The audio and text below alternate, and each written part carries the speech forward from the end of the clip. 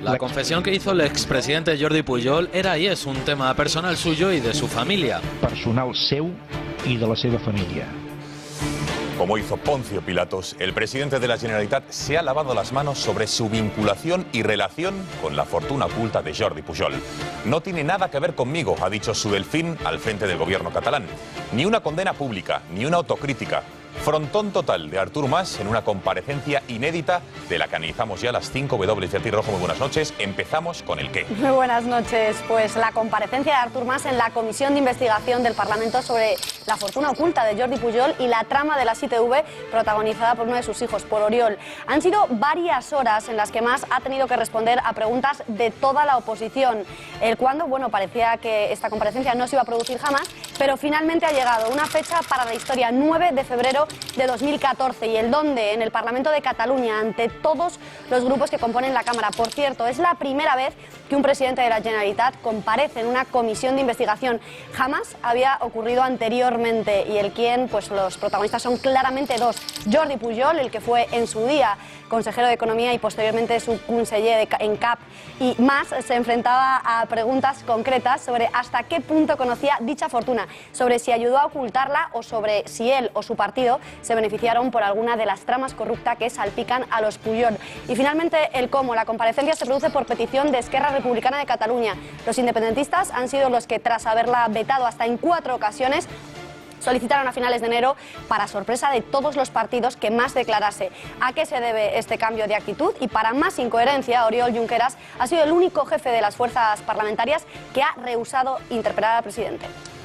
Nos queda el último interrogante, el por qué. ¿Por qué comparece Mas por la fortuna de Pujol en el extranjero? Editorial con Eduardo García Serrano.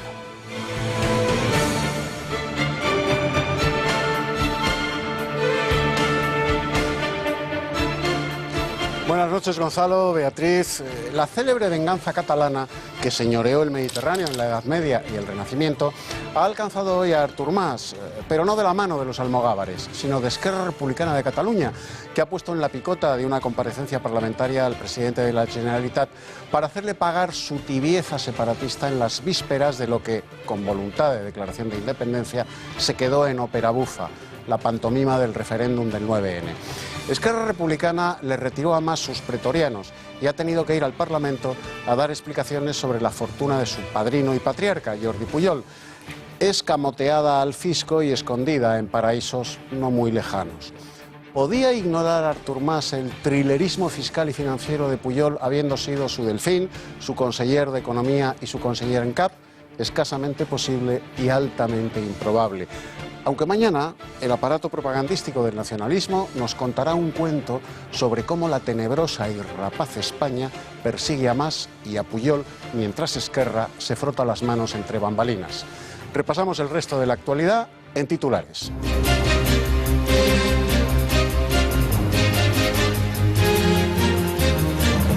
La polémica en torno al número 3 de Podemos, Juan Carlos Monedero. El periódico El Mundo ha publicado que la mano derecha de Pablo Iglesias posee 700.000 euros en sus cuentas bancarias. Monedero ha hecho público el saldo de dichas cuentas y sus ahorros, dice, ascienden a 205.700 euros. Desde PP y PSOE piden que aclare su patrimonio. Podemos debe simplemente informar de dónde obtiene su financiación. Simplemente eso. Pero no sabemos, más allá de una semana, lo que quiere, porque lo va cambiando permanentemente en función de dónde viene el aire. Pues no. El tráfico de personas para la explotación sexual mueve en España 5 millones de euros al día. Palabras del ministro del Interior, Jorge Fernández Díaz, quien ha asegurado que la lucha contra esta lacra se ha convertido en una lucha de Estado. Las primeras medidas, disuadir la demanda mediante la prevención, concienciación social y sanciones. Estimamos que en España el negocio que proporciona esta actividad criminal está en torno a los 5 millones de euros diarios. Más del 60% de la población española está a favor de la cadena perpetua. Votantes de PP, UPyD y Ciudadanos la apoyan casi al completo. Los votantes del PSOE se dividen en 50-50 en partidarios y detractores, mientras que el 52% de los partidarios de Podemos están a favor. Solo los votantes de Izquierda Unida se muestran en contra. nuestra sección de hoy lunes, El Mundo en Guerra, nos adentraremos en la crisis que se está viviendo en Ucrania. Iremos a los orígenes del país para saber cuál es su relación con Europa y Rusia. Hablaremos de los conductos de gas y prestaremos atención a la cumbre que mantienen Obama y Merkel con las medidas para una solución del conflicto ucraniano encima de la mesa. Y en los deportes, Juanma Pérez Noya, muy buenas noches. Buenas noches. Bueno, enfado monumental de la afición blanca después de lo ocurrido el sábado. Exacto, enfado monumental porque en realidad el Madrid vive su mayor crisis en mucho tiempo. Recordamos que después de ser humillados por el Atlético, varios jugadores lo celebraron a lo grande el cumpleaños de Cristiano Ronaldo. Por eso es normal que la afición recibiera así a sus futbolistas esta mañana en Valdebebas. Vuestra risa, nuestra vergüenza. Así rezaba esta pancarta. En el tiempo de deportes os daremos más datos de la crisis del Madrid y del resto de la actualidad deportiva.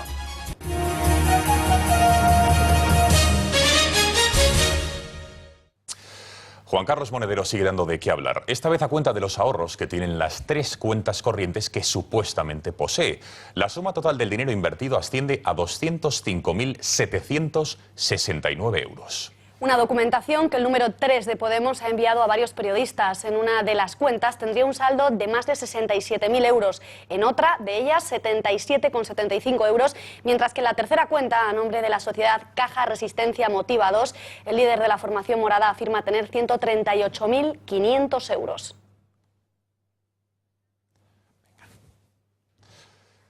Según los extractos hechos públicos por Monedero, sus ahorros difieren de los publicados hoy por el periódico El Mundo, que cifra en 300.000 euros los ahorros que tienen sus cuentas particulares y 425.000 en la cuenta de la sociedad, a través de la cual habría cobrado el dinero por haber asesorado al gobierno venezolano.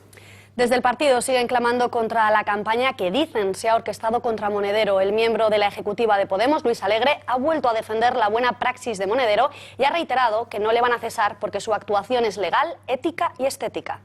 En absoluto se plantea solicitar la renuncia a Juan Carlos Monedero, a pesar de la cantidad de informaciones que están circulando, en gran parte de los casos erróneas y que están siendo seguidas de las consiguientes rectificaciones. Por su parte, el ministro Montoro ha aparecido en escena para pedir a Podemos que presente todas las liquidaciones de los dirigentes de Podemos, incluida, dice, la de Monedero. El titular de Hacienda ha mandado además el siguiente recado a Pablo Iglesias. Al señor Iglesias, el primero, que se explica muy bien en público, pero que si baja el tono de voz y presenta las liquidaciones de todos los miembros de su partido, pues sí que lo está cumpliendo mucho mejor con todos los españoles. Veamos ya las reacciones de los partidos. Desde el PP, su portavoz electoral, Pablo Casado, ha pedido también a Podemos que explique su financiación y la de sus líderes. Simplemente que expliquen de dónde viene el $500.000 de euros de un supuesto informe para implantar una moneda única bolivariana, siendo ni siquiera economista. Él es politólogo. Pero que lo explique sencillamente, o que explique, por ejemplo, cómo ha podido pagar a tocateja 200.000 euros para una irregularidad fiscal ya reconocida en el momento en que se paga, cuando esa misma mañana había dicho que tenía todos los papeles en orden. Uno de los damnificados por la entrada de Podemos en el panorama político español es Izquierda Unida. Su líder, Cayo Lara, además de acusar al partido de Pablo Iglesias de lanzar una OPA hostil contra su formación, ha pedido a Monedero que presente sus liquidaciones de una manera clara. Y cuando se mete uno en la vida pública, dar explicaciones de los recursos que tiene, de dónde le vienen y cómo paga sus impuestos a la hacienda pública. Y eso vale para todos. Y especialmente vale más para los que le dan lecciones a los ciudadanos todos los días y a los partidos políticos de cómo se tienen que comportar con la hacienda pública. Al margen de la declaración fiscal de Monedero, Partido Socialista e Izquierda Unida aprovechan la tesitura para arremeter contra la formación que les está quitando votos a miles. Ambos partidos acusan a Podemos de cambiar de discurso, de propuestas y de medidas según les convenga. Les comparan incluso con Groucho Marx. Mira, yo es que eso de que no sabe ni de izquierda ni de derecha no se entiende. Yo creo que conocemos mucho de qué no quiere Podemos, pero no sabemos, más allá de una semana, lo que quiere, porque lo va cambiando permanentemente en función de dónde viene el aire. Pues no. Pero a este que está hablando, al coordinador federal de Izquierda Unida, jamás se le ocurriría en su vida política de criticar a nadie por tener principios. Me parece que eso es muy grave desde el punto de vista político. Y esto lo que da la impresión es que algunos solo tienen los principios de Groucho Marx. Tengo unos, pero si no le gustan, tengo otros. Tiempo de análisis, Eduardo. ¿Qué te parecen las encarnizadas críticas de PSOE e Izquierda Unida a Podemos? Pues Beatriz, que no hay peor cuña que la de la misma madera. Y Podemos es del mismo tronco ideológico que Izquierda Unida y el PSOE, aunque ahora no vayan de troncos. Los dos partidos que capitalizaban el espectro de la izquierda española, Izquierda Unida y el PSOE, están a punto de ser fagocitados por los descamisados de Podemos. Empezaron entendiéndolos, justificándolos y pasándoles la mano por el lomo. Después les regañaron paternalmente porque sus pedradas ideológicas y dialécticas también rompían los cristales de la casa común de la izquierda. Ahora que el suflé de las encuestas les da más escaños de los que jamás soñó Izquierda Unida y que son más de los que pierde el PSOE, la casta de izquierdas le tira pellizcos dialécticos de monja a Podemos, como acaban de hacer Cayo Lara, recurriendo a Groucho Marx, y Micaela Navarro, apelando a los camaleónicos cambios de opinión de Podemos. Si Cayo y Micaela no hubieran olvidado a Maquiavelo y a Gramsci, suponiendo que los hayan leído, sabrían que el juego de Podemos no es precisamente el divertido esperpento de los hermanos Marx. Es un juego muy serio que no tiene la menor gracia. Un último apunte de Podemos. La formación morada ya tiene candidato o candidata en este caso para las elecciones andaluzas del próximo mes de marzo, pero no sin polémica. Así es, la sombra del dedazo y de la intervención del mandamás, en este caso Pablo Iglesias, ha generado polémica. Teresa Rodríguez ha arrasado en las primarias con un 80% de los votos. Un matiz, tan solo ha participado un 28% de los andaluces inscritos en el censo de Podemos en esa comunidad. Por otra parte, la candidata perdedora ha achacado su derrota al dedazo de Pablo Iglesias, apoyando públicamente a la candidata ganadora.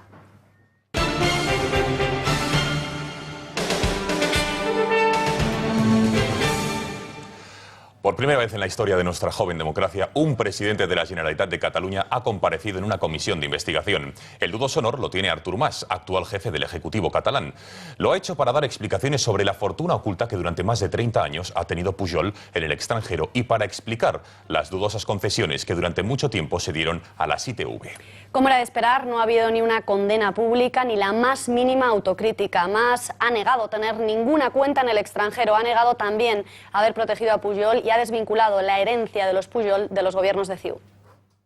La confessió que va fer l'expresident Jordi Pujol era y es... La confesión que hizo el expresidente Jordi Pujol era y es un tema personal suyo y de su familia y no va más allá. Lo que explicó el 25 de julio de 2014 le afecta a él y a su familia. Otra cosa es que una vez explicada tenga consecuencias múltiples sobre Convergencia y Unió, sobre CDC, sobre el país, sobre instituciones o sobre mí mismo. Pero en la raíz de la confesión, lo que se explicó aquel día estaba en la esfera personal y familiar. Però a l'arrel de la confessió, el que es va explicar aquell dia estava en l'esfera estrictament personal i familiar. Per tant, segona afirmació, no té res a veure... No tiene nada que ver lo que se explicó ni con Convergencia y Unió, ni con CDC, ni con el gobierno, ni conmigo. El govern, ni en mi. Alicia Sánchez Camacho, presidenta del PP en Cataluña, respondía más en estos términos. Usted acaba de decir ahora y ha dicho que usted era hijo político del señor Pujol. Pues sí, es el octavo hijo político del señor Pujol, porque era su padre político. Y en política usted tiene la marca del señor Pujol.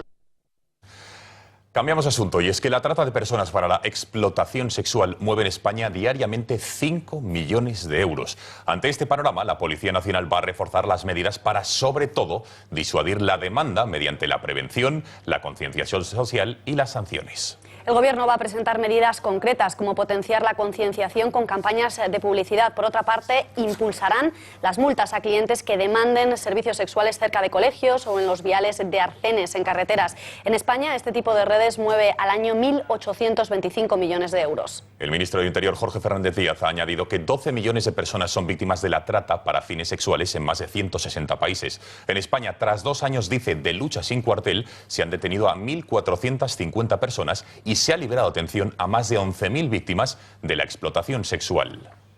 Estimamos que en España el negocio que proporciona esta actividad criminal está en torno a los 5 millones de euros diarios, y con eso ya nos damos cuenta de hasta qué punto las mafias, las organizaciones criminales, pues desarrollan toda la imaginación que pueden para efectivamente conseguir el mayor número de víctimas, normalmente mujeres, que son explotadas y para esta finalidad, ¿no?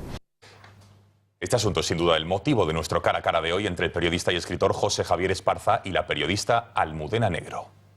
La prohibición de la prostitución es uno de esos horizontes de reforma moral de los que llevan hablando los hombres desde hace siglos y que nunca se ha conseguido hacer, porque realmente es muy difícil meterse en la sexualidad de las personas y en alguien que desea vender su cuerpo. Lo que sí es imperativo, absolutamente imperativo, es perseguir a todas aquellas situaciones en las que una mujer es obligada contra su voluntad a ejercer la prostitución. Es muy importante diferenciar entre lo que es la prostitución, que si es voluntaria no debería requerir ninguna intervención de nadie, y lo que es la trata de blancas, que es la esclavitud del siglo XXI.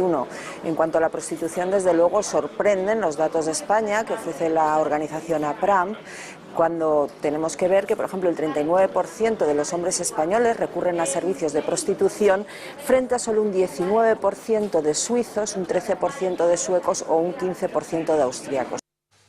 Más asuntos, y es que más del 60% de los españoles está a favor de la cadena perpetua. Es una encuesta realizada por Metroscopia que demuestra que la mayoría de los españoles, de los ciudadanos de nuestro país, están a favor de este tipo de penas. Llama la atención lo que piensan los votantes de los diferentes partidos. Solo los de Izquierda Unida están en contra, ni siquiera los de Podemos, con un 52% a favor, está en contra de la medida. Los socialistas se muestran indecisos, 50% a favor, 50% en contra. Mientras tanto, los simpatizantes de PP o de Ciudadanos se muestran abiertamente a favor. Esto es lo que dice la encuesta, pero ¿cuál es la pena máxima que establece el Código Penal actual y en base a qué delitos? Lo cierto es que en España no existe la cadena perpetua. La pena máxima que se aplica en nuestro país son 40 años para delitos de terrorismo con muertos o por acumulación de varios delitos graves, pero la realidad es que nunca se cumplen las penas íntegras gracias a la reducción de condena que permite los beneficios penitenciarios. Las cámaras de este informativo han salido a la calle para saber qué piensan ustedes de la cadena perpetua o la prisión permanente revisable. ¿Están a favor o están en contra? En España, casi un 70% de personas se muestran a favor de la cadena perpetua para delitos de terrorismo. Por eso hoy hemos querido salir a la calle para ver qué opinan los ciudadanos. A favor de que no salgan de la cárcel ya los terroristas. Yo estoy en contra, porque creo que las personas deben rehabilitarse, darle otra oportunidad, una segunda oportunidad. Yo estoy a favor de la permanente revisable para ciertos delitos importantes. Yo depende, si el caso se ve seguro, cadena perpetua. En contra, porque la vida solo le pertenece a Dios si soy creyente. A favor. ¿Por qué? Porque yo pienso que los terroristas aquí de ETA merecen esa cadena y no estar así sueltitos como andan. Yo, por algunos casos, estoy en favor y otros en contra. Hay delitos que pueden merecer una pena perpetua, pero revisable, porque siempre puede haber algún error judicial o alguna cuestión que haga necesario la revisión. Y en sus pantallas pueden ver un mapa que les hemos preparado sobre los países donde sí que a día de hoy está contemplada como una sanción penal la cadena perpetua, o por lo menos el cumplimiento íntegro de las penas. Esto se traduce en que probablemente el delincuente o el que ha cometido esa infracción, esos delitos de terrorismo grave o varios delitos, va a cumplir la integridad de sus penas, no como España, que como saben, gracias a los beneficios penitenciarios, nadie cumple la pena máxima de prisión, que a día de hoy en el Código Penal está en los 40 años de cárcel. Eduardo, ¿por qué en España no hay cadena perpetua cuando en países de nuestro entorno hemos visto que sí que la hay? Pues Beatriz, en España no hay cadena perpetua por la falsa y acomplejada identificación que el legislador español hace de esta condena con los regímenes autoritarios o totalitarios. En España no hay cadena perpetua porque incluso los legisladores de derechas han asumido el concepto buenista de que el asesino lo es, en el fondo, porque la sociedad es muy, pero que muy mala. En España no hay cadena perpetua porque el legislador está acostumbrado, sin pagar las consecuencias, a no hacerle caso a la voz del pueblo soberano, que en este caso, y mayoritariamente, reclama la cadena perpetua para castigar el terrorismo y los crímenes comunes especialmente atroces. En España no hay cadena perpetua porque nuestra democracia es mucho más avanzada, humana y solidaria que las democracias inglesa, francesa, alemana o italiana. Países que, como todos sabemos, están en el parvulario democrático porque castigan, qué horror, con la cadena perpetua a los criminales especialmente atroces.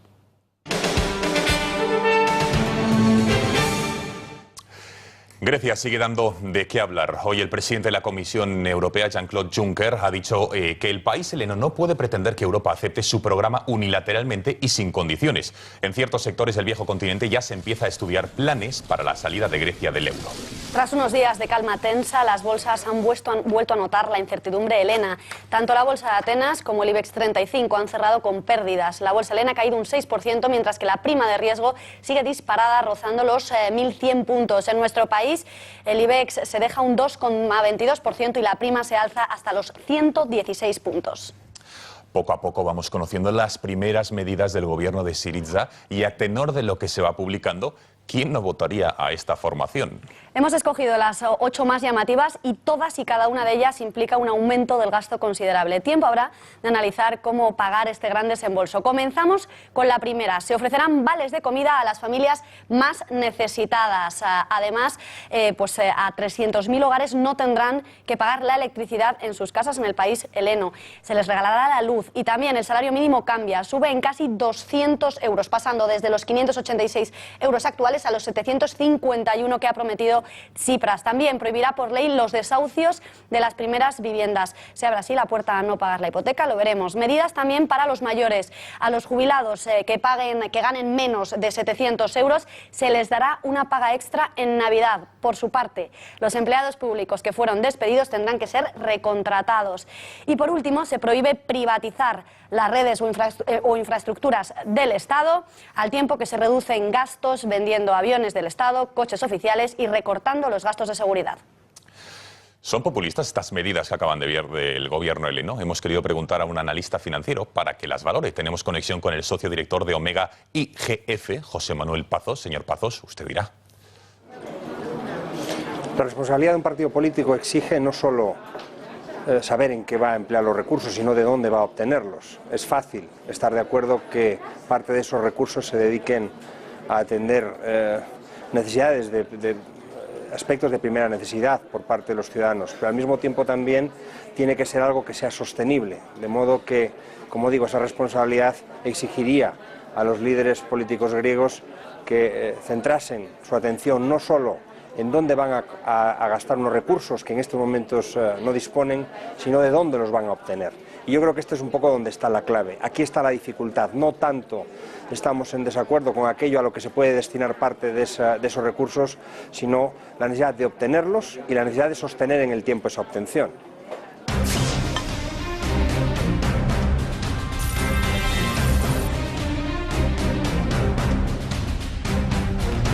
Lunes, es tiempo de una de nuestras secciones estrellas, El Mundo en Guerra. Saludamos ya a Ricardo Ruiz de la Serra. Muy buenas noches. Buenas noches. Bueno, Ucrania está de moda. Vamos a dedicar los próximos minutos a hablar de ello. Lo que se está debatiendo a día de hoy es si existe una solución militar para este conflicto, sí o no. Merkel y Obama lo están discutiendo en estos momentos en Washington. A ver, hay dos debates. Uno es si existe una solución militar o no. En el caso de que sea que no, ¿qué otra solución existe? Entonces, ante el escenario de que no se pongan de acuerdo sobre qué hacer, y hay una gran tensión en este caso, porque todo el mundo tiene claro que la alianza entre Estados Unidos, Europa y en especial entre Estados Unidos y Alemania es sólida, pero está la discrepancia entre quienes consideran que la salida es armar a Ucrania de tal manera que tengan una superioridad militar sobre los rebeldes por un lado, y quienes consideran que eso sería, como ha dicho Margallo, echar gasolina al fuego y buscan otras alternativas. Y aquí se abre la pregunta, entonces, ¿qué alternativas hay? Y ahí hay de todo. Se baraja desde un endurecimiento de las sanciones, una ampliación de las sanciones, hasta medidas más de tipo diplomático, por ejemplo, la cumbre de Minsk del miércoles. Ricardo, antes de seguir hablando, me gustaría que escucharas las declaraciones que ha hecho hoy mismo el ministro de Exteriores, José Manuel García Margallo, en las que dice que estamos al borde de una guerra fría. Estamos en una situación extraordinariamente grave y probablemente el acuerdo al que se pueda llegar entre las partes involucradas en el conflicto es la última oportunidad antes de pasar a un escenario que se concretaría en un aumento de las sanciones. Y en segundo lugar, se podría extender la tesis que se expresó en Múnich por algunos senadores republicanos americanos de entregar armas al ejército ucraniano, lo cual supondría una escalada cuyas consecuencias no son previsibles. Cualquiera de los dos casos, lo que nos encontraríamos es en una situación de una nueva guerra fría. Ricardo, me gustaría que fuéramos al origen del conflicto. Vamos a pedir a ver si podemos ver un mapa ahora mismo de la situación de Crimea, Ucrania, bueno, lo estamos viendo ahí, Rusia. ¿De dónde viene todo este conflicto? A ver, hay varios aspectos. Por una parte, es el proceso europeísta de aproximación hacia la Unión Europea que se inicia en Ucrania, al que el anterior presidente Yanukovych se opone de algún modo. Hay una serie de manifestaciones, de revueltas populares. Todavía hay mucho debate sobre si aquello fue una revuelta, si fue un golpe de Estado, quién estaba detrás. Hay muchas preguntas por responder, pero el caso es que Yanukovych se va, hay un nuevo gobierno en Ucrania y las medidas que desde ese proceso de toma de la plaza de Maidán hasta la irrupción de este nuevo gobierno, las medidas, digo, que se van adoptando van produciendo en una parte del país, en la parte oriental, en el este de Ucrania, un sucesivo rechazo. El nacionalismo ucraniano, que va sacando las imágenes de los militares y de quienes colaboraron con los nazis, de los nacionalistas radicales ucranianos, las medidas adoptadas contra el uso del ruso, hicieron que los prorrusos, o más que los prorrusos, los habitantes de las regiones orientales del país que hablan el ruso y que se sienten más próximos a Moscú que a Kiev, fueran poniéndose en estado de alerta y terminara estallando un conflicto. Un conflicto que, como ha dicho Margallo, tiene una naturaleza civil en el sentido de que la historia de Ucrania y la historia de Rusia están estrechamente ligadas, sobre todo en el oriente del país. ¿Podríamos decir entonces que el país está dividido en 50% prorruso, 50% proeuropeo? ¿No es así exactamente? Depende de las regiones. En las regiones orientales, desde luego, la mayoría es rusohablante y prorrusa en el sentido de que siente que Rusia es el aliado natural de Ucrania, es el socio natural comercial y el gran amigo político, podríamos decir, además de que hay una historia compartida de todo el periodo soviético, por poner la última referencia, ¿no? Junto con esto, es verdad que en la zona occidental del país el nacionalismo ucraniano es mucho más fuerte. Históricamente se han sentido más próximos a Varsovia o a Berlín de lo que se podían sentir a Moscú, y en este sentido sí podemos decir que el país está dividido. ¿Qué ocurre? La mayor parte del peso industrial se concentra en Ucrania oriental y en Crimea, un territorio que ahora se ha incorporado a la Federación de Rusia. En este conflicto tiene mucho que ver, se habla mucho del gas que pasa por Ucrania. A ver si podemos ver también, vamos a pedir ese mapa y nos explicas por qué es tan importante el gas en todo este conflicto y en toda la preocupación que hay ahora mismo en todo el mundo. A ver, la cuestión gasística tiene dos aspectos. Tiene, por una parte, el que tiene que ver con que es una necesidad básica para el consumo de nuestras sociedades, y en especial hay países que dependen muy estrechamente del gas ruso, ¿no? Tenemos desde Moldavia hasta algunos de los bálticos, Rumanía, una parte importante del gas que consume Alemania, por ejemplo, depende de Rusia. Hay dos vías aquí. Hay por una parte un gasoducto que se está construyendo, que es el Nord Stream, y por otro lado hay uno que se venía diseñando, que era el South Stream, y que en el último mes ha quedado cancelado. Las autoridades rusas, Putin dice que es por la oposición de los europeos dicen que es una vía para presionar en el conflicto ucraniano. El caso es que quienes quieran conectarse al gas ruso por el gasoducto del sur tendrán que ampliar sus instalaciones a su costa hasta los gasoductos que pasan por Turquía. Ricardo, así da gusto, desde luego, una rápida y breve lección de historia y desde luego muy entretenida. Muchas gracias. Ojalá podamos decir el mundo en paz. Vamos ya con los deportes.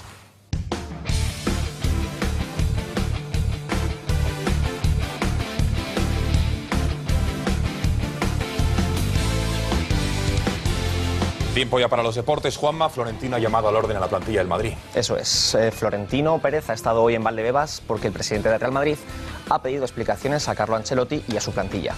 En la cúpula del club no entienden ni el mal juego ante el Atlético ni la actitud durante la goleada y aún menos las risas y la euforia posterior en el posterior cumpleaños de Cristiano Ronaldo. Florentino se ha reunido primero con Ancelotti y después con los jugadores. Más allá de explicaciones y reprimendas, el presidente ha exigido a los suyos un cambio radical para afrontar el tramo decisivo de la temporada. Y la crisis en el Madrid es mayor también por lo bien que le va a sus enemigos. En el Atlético todo es felicidad tras golearles el sábado y un día después el Barça confirmó que está en el mejor momento de la temporada. Aquí vemos la clasificación de la Liga tras la jornada 22. El Madrid continúa primero, pero a un punto ya acecha el Barcelona de Luis Enrique. El Barça goleó al Atlético en San Mamés con un Messi estelar y se pone a un punto de los blancos. Un poco más abajo, a 4, acecha Simeone. Tras el derbi nadie puede dudar de que el Atleti es serio candidato al título. Y nos vamos con una celebración que representa la de 23 millones de costamarfileños. Así reaccionó Drogba al ver a su selección anotar el penalti decisivo para llevarse la Copa África. Costa de Marfil se impuso anoche a Ghana y desde entonces el país sigue de celebración. Y para celebrar el derbi o para pasear el luto, lo que quieran, les esperamos en Punto Pelota en apenas media hora. En Punto Pelota estaremos, que se nos acaba el tiempo. Muchísimas gracias, Juanma, y nos vemos mañana. Gracias, Juanma, gracias, Beatriz. A ustedes, gracias por su confianza. Nos vemos mañana a las 8. Muy buenas noches.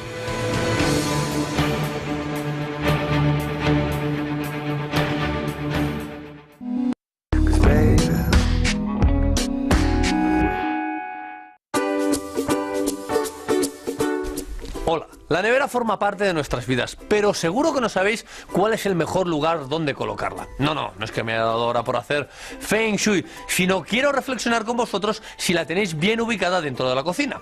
De momento la nevera nunca puede estar al lado de una fuente de calor como es el horno o el microondas, pero tampoco al lado de una fuente de humedad como es el lavavajillas. Además, la nevera quiere espacio vital, no la encajonéis entre dos armarios, dejadla respirar.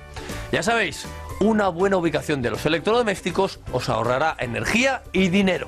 Es un consejo de Gas Natural Fenosa, la energía que piensa.